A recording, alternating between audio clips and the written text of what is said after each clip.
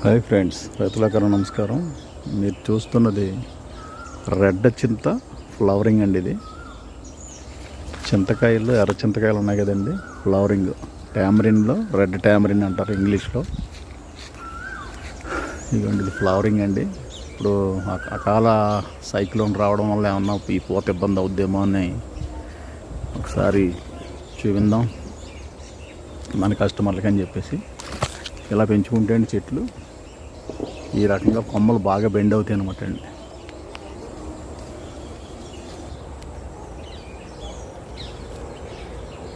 ఈ రెడ్ చింత పూతలు చూసారు కదా, ఈ రకంగా ఫ్లవరింగ్ వస్తుందండి. విపరీతమైన కాయలు కాసే గుణం ఉంది దీని దగ్గర.